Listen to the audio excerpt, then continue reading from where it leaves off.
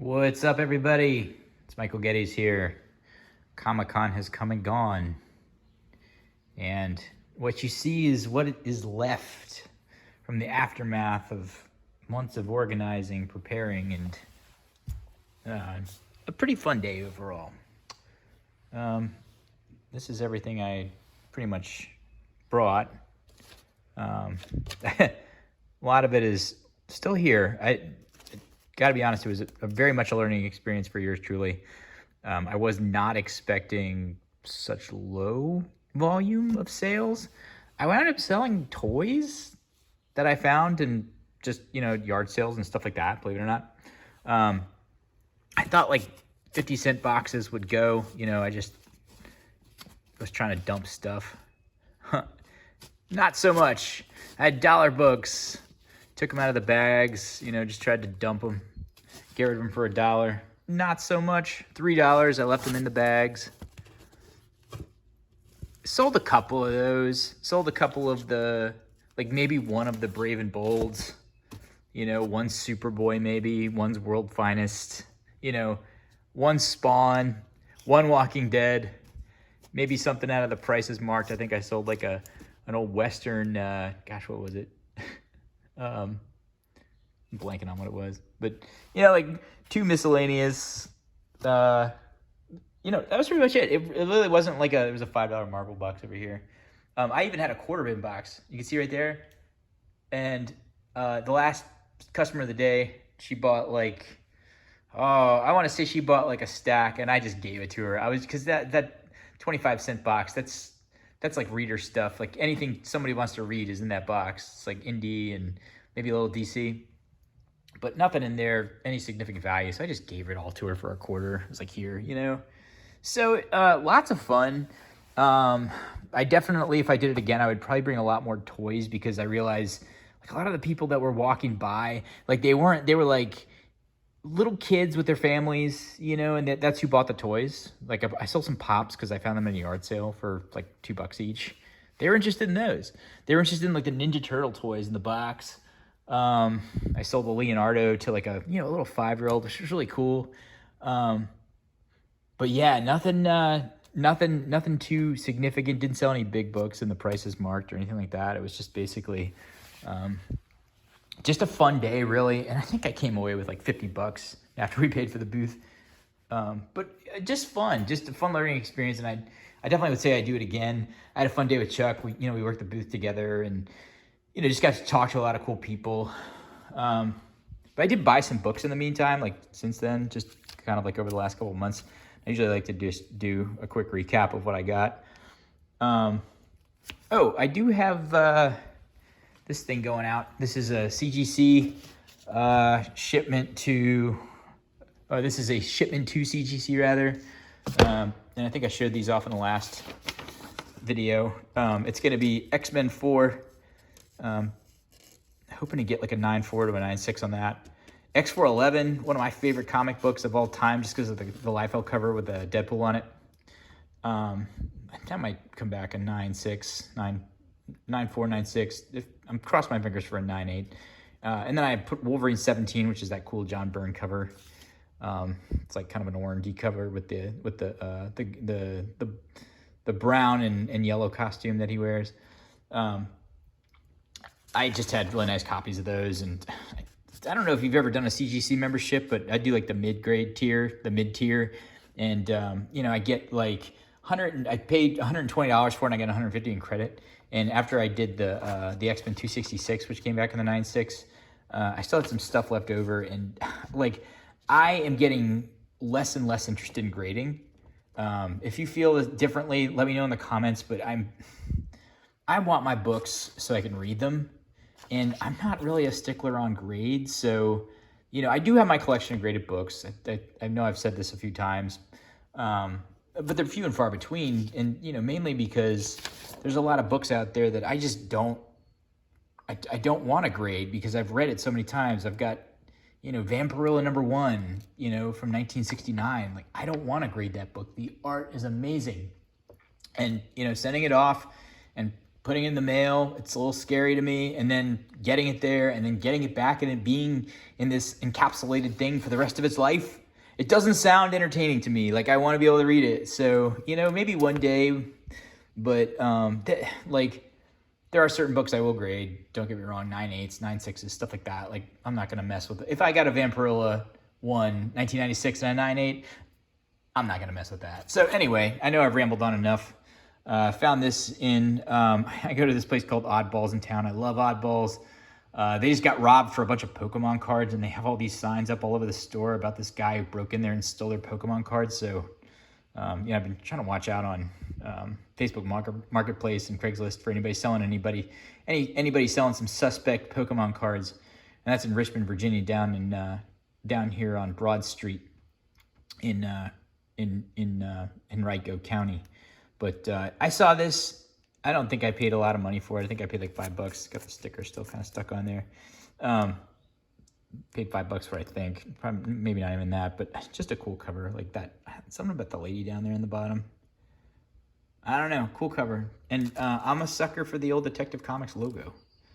So I bought it. Added it to the collection of random non-key Batman comics that I love. Speaking of Detective Comics, number 1000, Chuck and I traded after the show. I saw this in his bin. He took a couple of cool indie comics off me. He likes, gosh, I'm blanking on it at the moment. What's the Vinny Vidi Vici Kid? Anyway, that comic series, I had a couple of those. I traded him for Detective Comics 1000. This is a variant cover by Steve Root, and again, sucker for the Golden Age. This is like the old school Batman design with the pointy ears from 1930s, 1940s. Had to get this. Haven't read this yet. Really interested to read it. Just love the cover. It's also a square bound book, which is kind of cool. I wasn't expecting that. So very cool.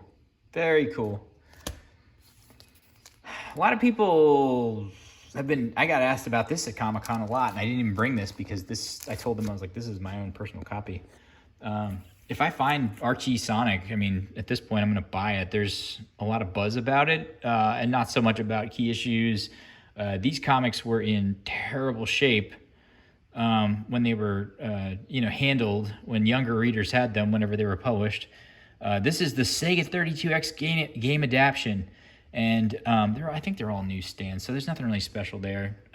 So I used to have this game, and I loved it, and I sold it for the 32X. I had the 32X, and I love Knuckles. I love the character design. I love Sonic and all the characters. And I sold that 32X, and I regret every little bit of it. But I found this in Second and Charles the other day. I think I paid $5 for it. I regret nothing. I love Sonic comics, Archie. Again, nothing significant. I think it actually is the first appearance of all these characters, but, I mean, who knows where those stories will go. It's in relatively good condition, maybe like it's like a high mid-grade copy. Very nice, though. I don't see these very often, so when I see them, I grab them, especially for a couple bucks. Got this one for $3. This one's an oddballs grab again. I have a very large collection of Wolverine. I don't have this one, and this is an Andy Kubert cover. And anything I don't have in the Wolverine run, I'm trying to go for the full, maybe 1 through 100. I have most of the keys, but a lot of the filler I don't, so I grabbed that. It's in really nice condition for $2.28. So nice run filler. So another one, I have a lot of X Factor. I think I have 1 through 15, something like that, and then a bunch of the maybe like random copies thereafter of different numbers. But I didn't have number 9, so I bought number 9 to fill in the 1 through, I think it's 1 through 15. But I've been reading a lot of these 80s Marvels comics, and there's something else. Tell you what, the Mighty Isis.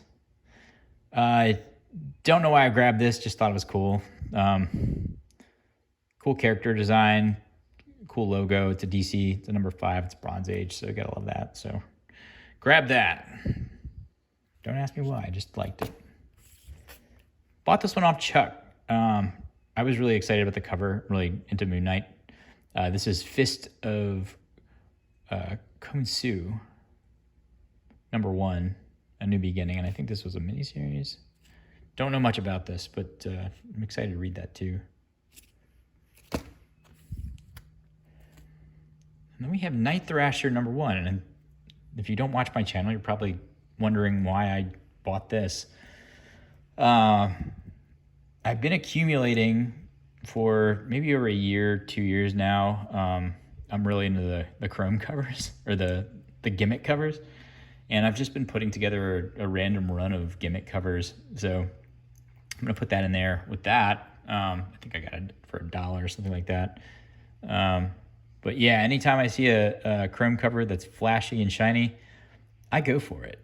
And especially for, $1, so it makes for a very cool collection that you can kind of thumb through, and it's like shiny, shiny, shiny, so it's really cool. So that's that. To kind of go along with that, grabbed it for $1. Uni #1, same thing. I mean, it's just ridiculously flashy and shiny for $1. It's gonna go in that run, and I think pretty soon I'm gonna just show off my shiny collection, or do maybe like a top 10 shiny collection video. So there it is, Uni #1. It's worth every bit of $1. Probably worth about 50 cents, to be honest. All right, here's a fun one that everybody's gonna wonder why the heck I bought these. So these are Bionicle. So these are Lego comics. Sorry, there you go, Lego comics. You wouldn't believe this, but I've actually sold these comics for quite a bit of money. I think they kind of go along the same thought process as the Sonic comics, because it's like they were owned, I think, by little kids, and I have a 5-year-old who I give comics to periodically, and by the end of the day, those comics are trashed, right? I mean, you give them the first day, and why a lot of the 1950s comics and the 1960s comics and cartoon comics are in the shape that they're in, because kids just destroy them. They're not made to be kept nice by 6-year-olds. So this is January 2004. I don't ever think these were intended to be collected. And like now, people, I think they kind of have a cross interest in Lego and then comics and robots. So there's a couple different axes working together here. And again, you're like, why do you care about these? I care about them because, really, I find them for $1 and I wind up selling them for a lot more. I usually sell them in batches. Like I'll get like $30 for a batch. So there you go, Bionicle 20 and 16. Why would you want those? They're actually worth money, believe it or not. So I'll sell those. This is X-Force 18, X-Force 16, and X-Force 17. Grab these at Oddballs. They had these for, $2.30. I had all these when I was a kid. I think I sold them off in some sort of purge at some point when I was just trying to consolidate.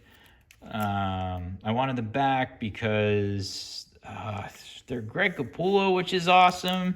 They're bagged and board. They were unsealed, but they were cut at the bottom, which was really nice. So you can still get them out of the bag and enjoy them, but they still look like they're in the original bags. And why else? Just to read them, just because I really liked. I remember I read this number 18. I think this was the finale. I must have read this like 20 times, and like this, it was a big inspiration on me drawing, and I really like Strife, like creating figures. Strife was an amazing figure. I really like Greg Capullo's version of him a lot, and these pages just really sing. So if you go through and read it, it's like, wow, this is really cool. So, and Cable too, So these were awesome. I think I read this one just because it just brought me right back to childhood and going through it over and over again. I have a lot of Transformer comics right now. I think I have 1 through 21 straight. They're all in kind of mid-grade condition. I picked this one up, Second and Charles. I think I got it for $2. I saw it and I was like, oh, I don't have that one yet. And I do have it. It's the first appearance of somebody. I don't remember who. There's like all sorts of like random first appearances in these Transformers comics. So like the whole run is a key pretty much. So I picked it up again. Somebody was selling it for 10 at some point, which I put 10 on it at Comic-Con. Nobody bit, but I don't think anybody really looked at it, honestly. It's kind of a mid-grade, but, you know, I'll put it online. Get rid of it. It'd be fun. This is number 41, and I've never seen this before. I have 1 through 21, so I thought, oh, I'll just put this one in with the rest of them. And this one, unlike the rest of the ones that I own, is in very, very nice condition. I see it's a $10 high grade. I put that on there. I paid probably $2 for it, but it's in really nice shape. So I might try to put a little bit more on eBay, you know, just because on eBay you spend a little bit more on seller fees and stuff like that. So I don't know. I might keep it, might sell it. It's got Dinobots. That's cool, you know. This was a $2 acquisition. Harvey Comics #2. I've never seen this before. It looked like Archie, I guess. I wasn't sure if it was an Archie knockoff, but you know, it was $2. I picked it up. I think they're worth a little bit more than that, especially the #2. So I think you can probably get at least 10, maybe 15 for that. It's in pretty bad shape. It's got a little piece missing there. No intention of keeping this. I do sometimes keep Archie. Usually it's Golden Age Archie though. Picked this one up for $2. It was in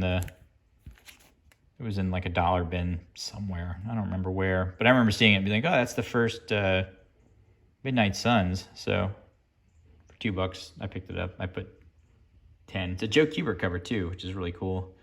It's a really cool cover with Ghost Rider. So I figured that one was worth picking up. I'll probably put that one online. And then get down to the end here. I've got Thor. This is Silver Age. I was pretty excited to see this. This is a key, and it's the first appearance of Ego, the Living Planet. And I think I didn't pay too much for this, but I thought it was, you know, it's got some wear. You can see up here in the corner. It's not like in beautiful shape or anything, but it might be like a very good, you know, somewhere around there. Very dirty, need to clean. Don't really know if a press would help it out very much, but it's definitely very loved, and you know, the insides look nice. It's got some nice pages. I think I paid 15 for that, maybe 18. I'd probably just keep that one though. Just because I like Silver Age Marvel, and it's Jack Kirby. He's got his little monsters on here, and I don't know why, but I feel like Jack Kirby just draws the same face over and over again. Like every one of his faces, it's just got kind of like that frogman type look with those tiny little nostrils that he just kind of dabs on there. But definitely love it. Good price for a first appearance, even though it is in kind of wrecked condition. But it's not wrecked. It's just, you know, low mid grade, mid low grade, somewhere around there, mid low. Then I also got the first, or number 140 here, which is the first Growing Man. And I was pretty happy with this one. I think I paid 10 for this, maybe 12, somewhere around there. It's got this nasty chip, which is a little unfortunate, but the rest of the spine looks like it's intact. Both of the covers are intact on these, by the way. I just love Marvel Silver Age, especially, you know, the 12 cent, which I think most of them were actually. But yeah, very cool. That is pretty much all I've got for this time. Like, follow, subscribe. I always do appreciate y'all watching. If you're interested in any sort of comics, just let me know. I've got plenty to go around, so I'll be doing a lot of eBaying here probably within the next few months now that Comic-Con is done. I did just get done selling like most of the Conan the Barbarian run here. So I'm down to 2 stacks. All I have left is 120 to 129 and 130 through 139. So I have 20 left. I've sold 1 through 225 at this point. So I feel pretty accomplished. I just got rid of 160 through 169 last night. Got them in this nice, I figured this out. Instead of bagging and boarding them, I just put them inside of this cellophane and then, you know, put them in a box, you know, put a couple pieces of cardboard around them. So It's hard to sell magazines because I mean the magazine bags and boards are so expensive. Well, they're not expensive, but you know, it's like to bag and board 200 of them, it's like it's quite an endeavor. So people seem to be pretty happy with just cellophane and then a couple bags and boards around them, or a couple boards on the front and back, and then you tape it up and then you stick it in a box. And I haven't had a single complaint. So I don't know if maybe magazine collectors are a little bit more a little easygoing. Maybe they're a little bit more easygoing than us comic collectors, which have to be, you know, nice. And I mean, I've got the Gemini mailer box down here, which is coming up on empty because I use that so frequently for sending out comics. So who knows? Anyway, it's been fun selling the Conan magazines. You know, if they came around again, I probably wouldn't sneeze at them, really. I mean, it's been fun because they've been sequential. I think if they were just one-offs, it'd be a little more difficult, but very awesome. Anyway, thank you so much for watching. Like, follow, subscribe. We'll be back soon. I have an unboxing coming up with Chuck. We're going to open up some CGC books. And then I'll also be opening up probably this unboxing here pretty soon with the ones that I'm going to send off. So thank you so much. Have a good week. Thanks again.